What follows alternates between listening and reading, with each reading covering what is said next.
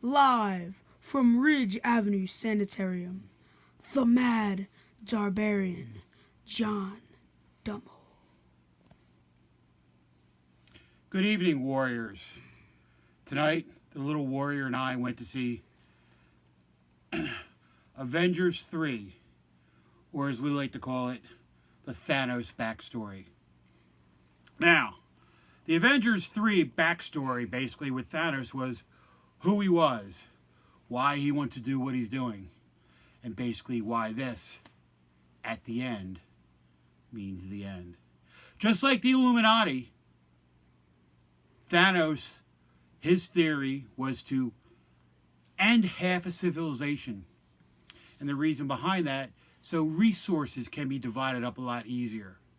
He didn't think of the fact that when there's less people making the resources. So there'll be less things for people. Who would have thought of that? But basically the story begins on the Asgardian ship, where Thanos comes in looking for the Tesseract and that stone. He kills everybody. Spoiler alert! He kills everybody on that ship. He kills Loki. Thor's transported away, and so is Hulk. Going to the next scene, we're in New York. We're watching Thanos' ships come down upon Earth. And as they come down upon Earth, they wreak havoc. Let's talk. New York City has been demolished pretty much for the last 3 Avengers movies. If I lived in New York, I would move.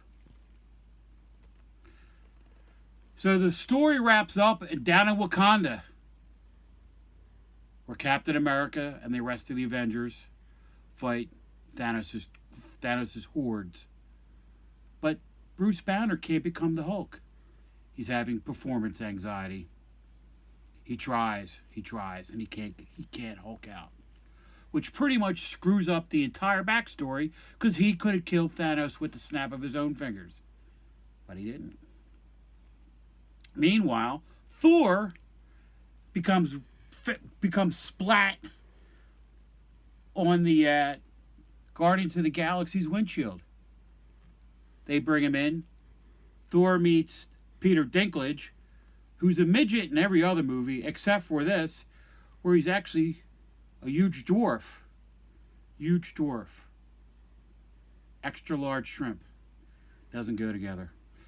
But they formed Stormbreaker, a new hammer for Thor. And they take Stormbreaker, and Thor takes it and slams it into the chest of Thanos.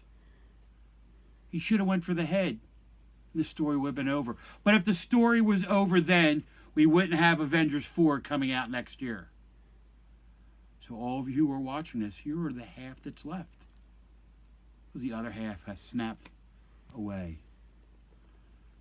I, John the Mole, the Mad Darbarian, with my very first movie review about this historical document called Avengers 3 Infinity War, give it 4 skulls of my enemies out of 5. Could only been better if it was worse.